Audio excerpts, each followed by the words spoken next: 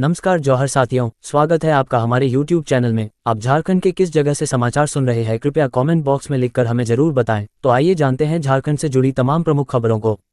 इससे पहले अगर आपने अभी तक इस चैनल को सब्सक्राइब नहीं किए हैं तो चैनल को सब्सक्राइब करके बेल आइकॉन को भी प्रेस कर दीजिए। झारखंड के सहायक पुलिसकर्मियों के लिए खुशखबरी, अब मिलेगा 13,000 वेतन, वर्दी भत्ता और आरक्षण भी। दरअसल आपको बता दूं कि सहायक पुलिसकर्मियों के साथ झारखंड सरकार के द्वारा गठित 6 सदस्यीय विधायकों की कमेटी से वार्ता के बाद आंदोलन समाप्त हो गया है। सोमवार को सहायक पुलिसकर्मियों के 15 सदस्यीय प्रतिनिधिमंडल के साथ विधायकों ने बैठक की। बैठक के दौरान सहायक पुलिसकर्मियों की संविदा बढ़ोतरी को मंजूरी दी गई है। उन्हें अब 13,000 मासिक वेतन देने पर सहमति बनी। वर्दी भत्ता के तौर पर पुलिसकर्मियों के तर्ज पर 4,000 का भत्ता देने पर भी सहमति बनी। होमगार्ड, वनरक्षी, उत्पाद सिपाही बहाली में 10% आरक्षण मिलेगा। सोमवार को हुई बैठक में सहायक पुलिसकर्मियों का नेतृत्व अविनाश कुमार द्विवेदी ने किया, जबकि वार्ता में 14 अन्य सहायक पुलिस शामिल थे। वहीं विधायक मथुरा महतो, विनोद सिंह, सुखराम ओरांव, नमन विक्सल कोंगाड़ी, सुदिव्य कुमार सोनू, राजेश कच्छप ने सरकार की तरफ से वार्ता की। बता दें कि वार्ता के दौरान ये तय हुआ कि राज्य में वनरक्षी, उत्पाद सिपाही और होमगार्ड में रिक्त पदों के विरुद्ध 10% का क्षैतिज आरक्षण सहायक पुलिसकर्मियों को दिया जाएगा। वहीं जिला बल में होने वाली रिक्तियों में भी नियमावली में परिवर्तन कर समायोजन का निर्णय लिया गया। वर्तमान में जो विज्ञापन निकल चुके हैं उसे छोड़ भविष्य में निकलने वाले विज्ञापनों में 10% क्षैतिज आरक्षण का प्रावधान है। उम्र सीमा में भी 10 वर्ष की छूट का प्रावधान सहायक पुलिसकर्मियों के लिए होगा। बिजली के क्षेत्र में आत्मनिर्भर होता झारखंड, 132/33 के 0v0 grid sub station Barhet एवं 132 के 0v0 का सीएम ने किया उद्घाटन। दरअसल आपको बता दूं कि 7,064 लाख रुपए की लागत से 100 MVA क्षमता का 132/33 के 0v0 ग्रिड सब स्टेशन और 132 के 0v0 द्विपथ लेलो संचरण लाइन का उद्घाटन किया। 16,581.866 लाख रुपए की कुल 5 योजनाओं का उद्घाटन, शिलान्यास भी मुख्यमंत्री ने किया। 4 योजनाओं की आधारशिला रखी। मुख्यमंत्री ने राजमहल एवं बरहेट प्रखंड में कुल 1,039 लाभुकों के बीच 3,880.955 लाख रुपए की परिसंपत्तियां बांटी। मुख्यमंत्री हेमंत सोरेन ने कार्यक्रम को संबोधित करते हुए कहा, आज मुख्य रूप से यहां आने का उद्देश्य आप ग्रामीणों के घरों को रोशन करना है। शहर का घर हो या फिर गांव में बसा कोई झोपड़ी, अब सभी घर रोशन रहे, यही हमारा उद्देश्य है। मुख्यमंत्री ने कहा कि हर घर ऊर्जा, हर घर बिजली की उपलब्धता उनकी सरकार की प्राथमिकता है। मुख्यमंत्री ने कहा कि यह संकल्प हम लोगों का था कि शहर ही नहीं बल्कि गांव में भी बिजली की पर्याप्त सुविधा होनी चाहिए। लंबे समय से बरहेट आसपास क्षेत्र में निवास करने वाले ग्रामीण बिजली की समस्या का दंश झेल रहे थे, आज उसका निदान उनकी सरकार कर रही है। बता दें कि आज हम सभी लोग यहां इन्हीं समस्याओं का समाधान करने के लिए एकत्रित हुए हैं। जयराम महतो को मिला बड़ा ऑफर, JBKSS ने क्यों बुलाई बैठक, आजसू पार्टी के लिए बड़ी चिंता। दरअसल आपको बता दूं कि झारखंड में विधानसभा चुनाव को लेकर सभी राष्ट्रीय और क्षेत्रीय राजनीतिक दलों की ओर से जोर शोर से तैयारियां की जा रही है। वहीं लोकसभा चुनाव के दौरान बीजेपी, JMM और कांग्रेस के बाद सबसे अधिक वोट लाकर चौंकने वाले संगठन झारखंडी भाषा खतियान संघर्ष समिति JBKSS को भी जल्द ही राजनीतिक दल के रूप में मान्यता मिल जाएगी। वहीं जयराम महतो की पार्टी JBKSS को राजनीतिक दल के रूप में मान्यता मिलने के साथ ही एक बड़ी राष्ट्रीय पार्टी से तालमेल कर चुनाव लड़ने का ऑफर मिला है। वहीं JBKSS ने 28 जुलाई को पार्टी पदाधिकारियों और वरिष्ठ नेताओं की एक महत्वपूर्ण बैठक बुलाई है, जिसमें आगामी विधानसभा चुनाव को लेकर रणनीति पर चर्चा होगी। दूसरी तरफ जैसे जैसे JBKSS के संगठन का विस्तार हो रहा है, NDA में शामिल आजसू पार्टी की चिंता बढ़ती जा रही है। जयराम महतो की पार्टी JMM, कांग्रेस और अन्य दलों को भी चुनौती देने के लिए तैयार है। बता दें कि JBKSS प्रमुख जयराम महतो ने 28 जुलाई को पार्टी के सभी जिला अध्यक्षों और केंद्रीय कमेटी के पदाधिकारियों की बैठक बुलाई है। पार्टी के केंद्रीय संगठन मंत्री कमलेश महतो ने बताया कि इस बैठक में लोकसभा चुनाव में पार्टी प्रत्याशियों और विधानसभा चुनाव क्षेत्र में बनाए गए पार्टी प्रभारियों को भी बुलाया गया है। उन्होंने बताया कि विधानसभा चुनाव में JBKSS ने 55 से 60 सीटों पर उम्मीदवार उतारने की योजना बनाई है। इसके अलावा समान विचारधारा वाले कुछ राजनीतिक दलों के साथ सीटों के तालमेल पर भी विचार हो सकता है। अभी कई विधानसभा क्षेत्रों में पार्टी टिकट पर चुनाव लड़ने वाले 7 से 8 उम्मीदवारों की दावेदारी पेश की जा रही है। पहले चरण में सभी संभावित उम्मीदवारों पर विचार विमर्श कर 2 से 3 उम्मीदवारों की लिस्ट बनाई जाएगी, जिसके बाद केंद्रीय समिति की ओर से उस पर मुहर लगाई जाएगी। बजट 2024, 5 करोड़ आदिवासियों के लिए बड़ी घोषणा, 63,000 गांव में रहने वाले ट्राइबल परिवारों को मिलेगा लाभ। दरअसल आपको बता दूं कि आदिवासी समुदायों की सामाजिक आर्थिक स्थिति में सुधार के लिए प्रधानमंत्री जनजातीय उन्नत ग्राम अभियान शुरू किया जाएगा। ये योजना आदिवासी बहुल गांवों और आकांक्षी जिलों में आदिवासी परिवारों के लिए संतृप्ति कवरेज को अपनाएगी। इससे 63,000 गांवों को कवर किया जाएगा, जिससे 5 करोड़ आदिवासी लोगों को लाभ होगा। निर्मला सीतारमण ने बजट पेश करते हुए नॉर्थ ईस्ट राज्यों के विकास के लिए पूर्वोदय योजना की भी घोषणा की है। निर्मला सीतारमण ने बताया कि केंद्र सरकार झारखंड, बिहार, पश्चिम बंगाल, ओडिशा और आंध्र प्रदेश के सर्वांगीण विकास के लिए पूर्वोदय योजना तैयार करेगी। उन्होंने कहा कि केंद्र सरकार पूर्वी क्षेत्र में विकास के लिए औद्योगिक गलियारे का समर्थन करेगी। बता दें कि केंद्रीय बजट 2024-25 में भूमि संबंधी सुधार और कार्रवाई का प्रस्ताव है। इससे झारखंड जैसे आदिवासी बहुल राज्यों को फायदा मिलेगा। वहीं ग्रामीण और शहरी दोनों क्षेत्रों में भूमि प्रशासन, शहरी नियोजन, उपयोग और भवन उपनियमों में सुधार होगा। ग्रामीण क्षेत्रों में सभी लैंड को विशिष्ट भूमि पार्सल पहचान संख्या सौंपी जाएगी। ग्रामीण क्षेत्रों में भूमि रजिस्ट्री स्थापित की जाएगी। हेमंत सोरेन को अचानक क्या हुआ? पीएम मोदी से मुलाकात के बाद बदल गए हाव भाव, भरी सभा में कह दी मन की बात। दरअसल आपको बता दूं कि झारखंड के मुख्यमंत्री हेमंत सोरेन ने राजमहल व बरहिट में करोड़ों की योजनाओं का शिलान्यास व उद्घाटन किया। कार्यक्रम को संबोधित करते हुए उन्होंने पीएम मोदी के काम की तारीफ की। हेमंत सोरेन ने कहा कि राज्य में पर्यटन के विकास की अपार संभावना है। मुख्यमंत्री ने कहा कि राजमहल में पर्यटन को बढ़ावा देने लिए इस क्षेत्र में वैसी पहल करने की आवश्यकता है जैसी पहल देश के प्रधानमंत्री ने वाराणसी से गंगा सागर तक गंगा विलास क्रूज चलाकर की है। उन्होंने राजमहल में हवाई पट्टी निर्माण और राजमहल से मानिकक के बीच गंगा नदी पर पुल निर्माण की मांग पर सकारात्मक पहल करने का आश्वासन दिया।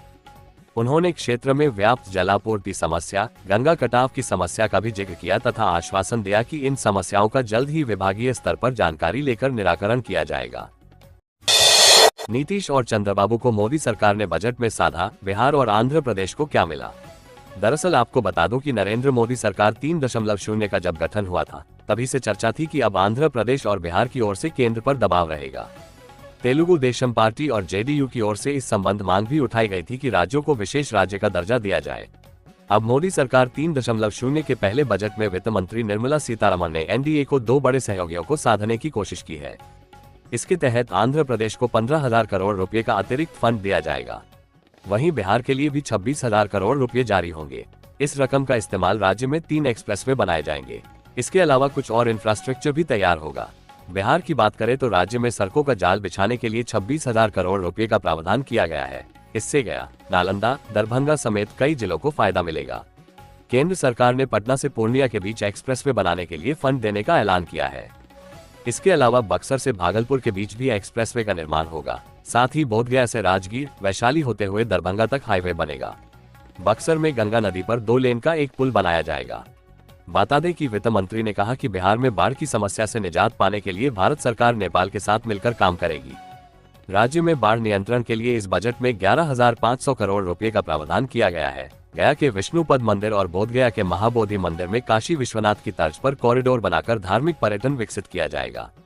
नालंदा को भी पर्यटन स्थल के रूप में विकसित करने के लिए केंद्र सरकार सहायता देगी।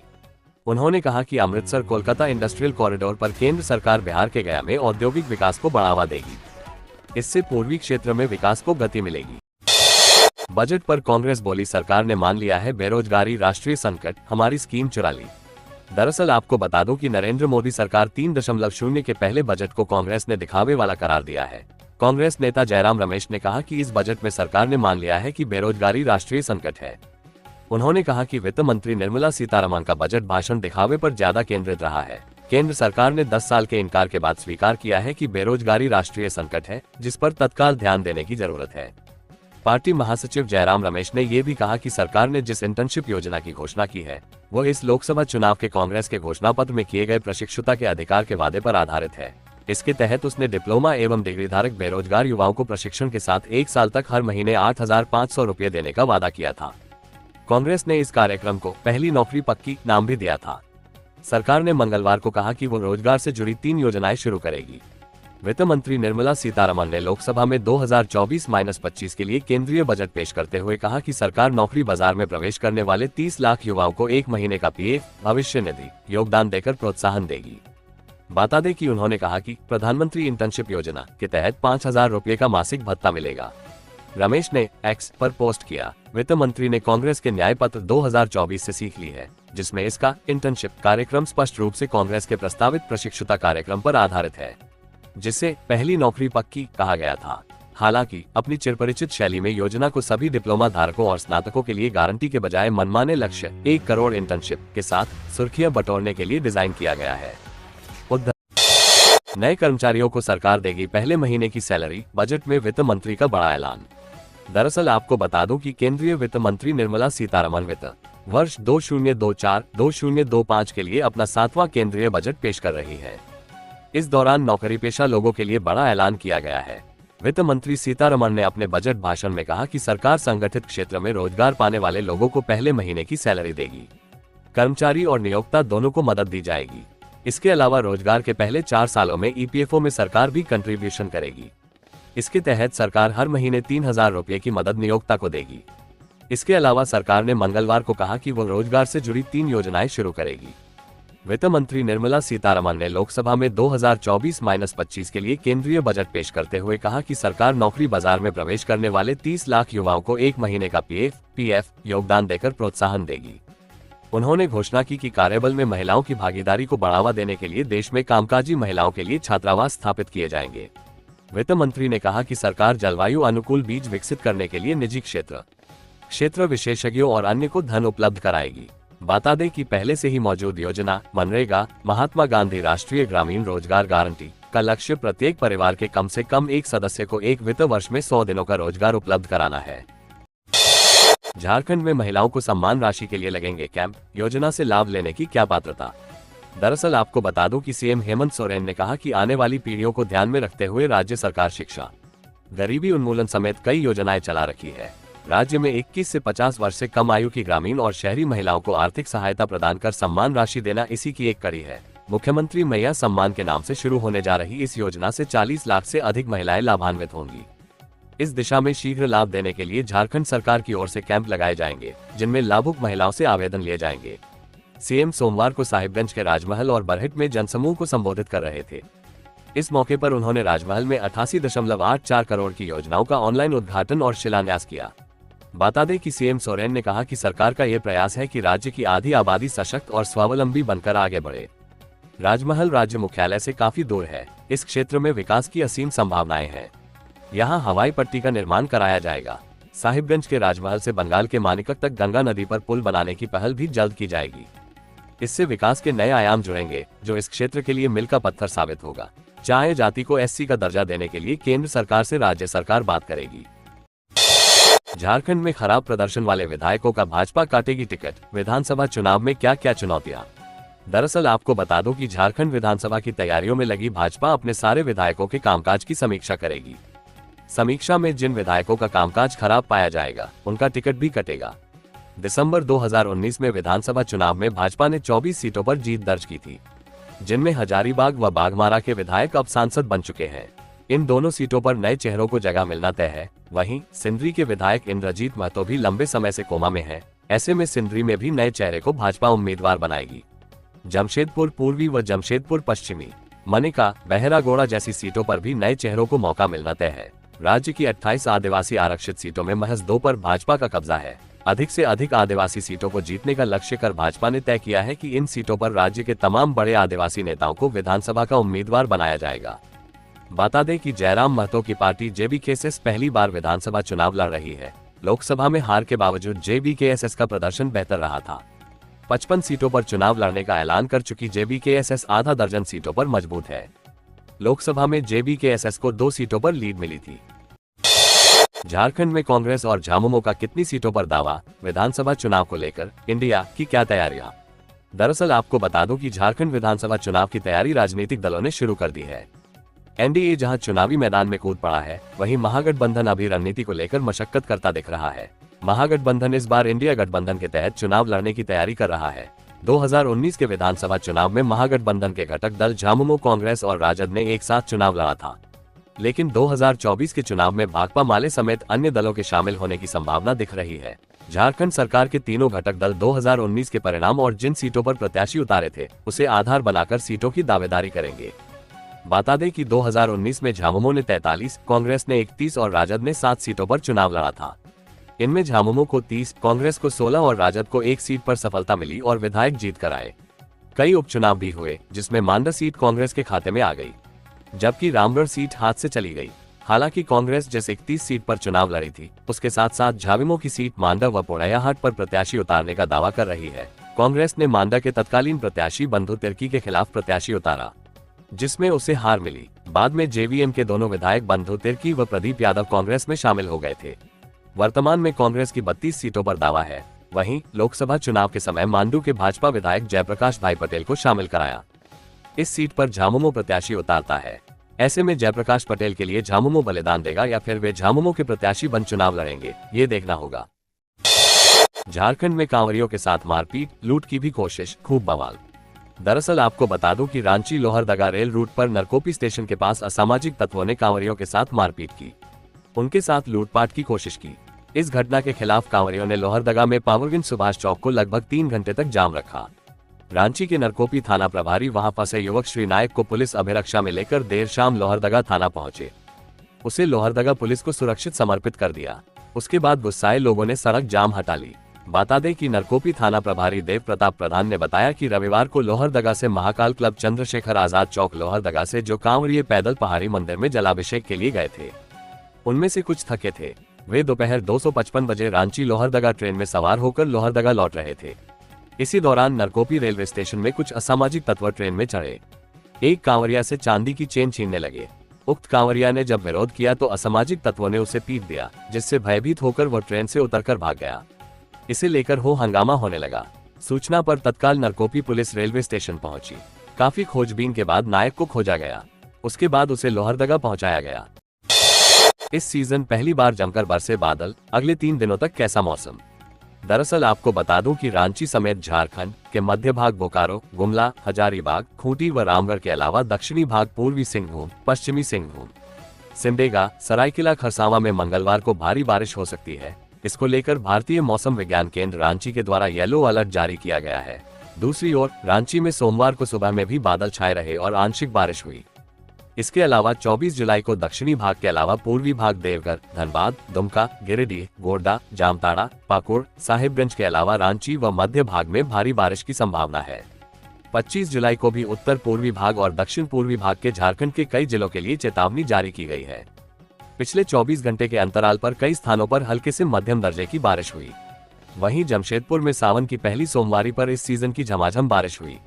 दोपहर के बाद देर रात तक बारिश जारी रही। जमशेदपुर व आसपास के क्षेत्रों में सुबह 8:30 बजे से देर शाम तक 38.8 मिलीमीटर बारिश रिकॉर्ड की गई। इसके बाद रात 9:30 बजे से देर रात तक भी बारिश हुई। मौसम विभाग का कहना है कि हाल के 2-3 दिन में बारिश का सिलसिला जारी रहेगा। इससे कोल्हान के लोगों को राहत मिलने के आसार हैं। काफी समय से लोगों को इस बारिश का इंतजार है। झारखंड में मानसून एक्टिव, पूरे राज्य में बारिश की संभावना। 25 जुलाई तक येलो अलर्ट। अब भी सामान्य से 51% कम बारिश हुई है। दरअसल आपको बता दूं कि झारखंड में मानसून एक्टिव है। आज से लेकर 26 जुलाई तक पूरे राज्य में बारिश की संभावना है। मौसम विभाग की ओर से 26 जुलाई तक पूरे राज्य में बारिश होने का पूर्वानुमान है। विभाग ने 25 जुलाई तक के लिए येलो अलर्ट जारी किया है। आज मौसम विभाग ने राज्य के दक्षिणी और निकटवर्ती मध्य भाग में बारिश की संभावना जाहिर की है। कई हिस्सों में बादल छाए रहेंगे। हल्के से मध्यम दर्जे की बारिश हो सकती है। बता दें कि राज्य में अधिकतम तापमान 29 डिग्री सेल्सियस और न्यूनतम तापमान 23 डिग्री सेल्सियस के बीच रहने की उम्मीद है। राज्य के जिन इलाकों में बारिश की संभावना ज्यादा है, उनमें गुमला, खूंटी, सिमडेगा और पश्चिमी सिंहभूम शामिल है। भाजपा सिर्फ हिंदू मुस्लिम करती है, यही हाल रहा तो झंडा धोने वाला नहीं बचेगा, मुख्यमंत्री। दरअसल आपको बता दूं कि मुख्यमंत्री हेमंत सोरेन सोमवार को संथाल परगना में थे। उन्होंने राजमहल में परिसंपत्ति का वितरण किया, बरहेट में ग्रिड सब स्टेशन और द्विपथ लिलो संचरण लाइन का उद्घाटन किया। राजमहल में आयोजित कार्यक्रम को संबोधित करते हुए मुख्यमंत्री थोड़े नरम दिखे। उन्होंने केंद्र सरकार से आग्रह किया कि गंगा विलास क्रूज योजना लगातार चलती रहे तो अच्छा होगा। साहिबगंज में बने अंतर्राष्ट्रीय बस टर्मिनल के उपयोगी होने की ओर ध्यान दिलाया। साथ ही बंदरगाह के विकास और संचालन पर भी जोर दिया। बरहेट में उन्होंने संथाली भाषा में अपनी बातें कहीं। बता दें कि सीएम ने कहा कि हम विकास करना चाहते हैं। विपक्ष हमेशा राज्य सरकार के काम में बाधा डालने का काम करता है। मुझे जेल में भी डाल दिया। उनका एक ही काम है हिंदू मुस्लिम करना। ऐसा करते करते लोकसभा चुनाव में इनके 2-4 दांत झड़ गए। विधानसभा चुनाव तक यही स्थिति रही तो उन्हें झंडा धोने वाला भी नहीं मिलेगा। शासन प्रशासन भी देखें। सहायक पुलिसकर्मियों ने आंदोलन स्थगित करने की घोषणा की, बाद में पलटे कहा मांगे पूरी करें। दरअसल आपको बता दूं कि सत्ताधारी दल के विधायकों के साथ सोमवार को हुई वार्ता में आंदोलनरत सहायक पुलिसकर्मियों की कई मांगों पर सहमति बन गई। इसके बाद सहायक पुलिसकर्मियों के नेता विवेकानंद गुप्ता ने आंदोलन स्थगित करने की घोषणा कर दी। लेकिन मोरहाबादी मैदान लौटने के बाद वहां धरना पर बैठे सहायक पुलिसकर्मी मांगे पूरी तक आंदोलन जारी रखने पर अड़ गए हैं। इससे पहले लगभग 6 घंटे तक सर्किट हाउस में हुई बैठक विवेकानंद गुप्ता ने कहा था कि मूल मांगे तो नहीं मानी गई, लेकिन सरकार के आश्वासन पर विश्वास करते हुए हमने आंदोलन स्थगित किया है। मंगलवार से सहायक पुलिसकर्मी काम पर लौटेंगे, पर इस बार हमें धोखा मत दीजिएगा। बैठक में सरकार की ओर से झामुमो विधायक सुदिव्य कुमार सोनू, मथुरा महतो, सुखराम उरांव, कांग्रेस के नमन विक्सल कोंगारी, राजेश कच्छप व माले के विनोद सिंह शामिल थे। खबरों से जुड़े रहने के लिए चैनल को सब्सक्राइब, वीडियो को लाइक एवं एक दूसरे से शेयर जरूर करें। धन्यवाद।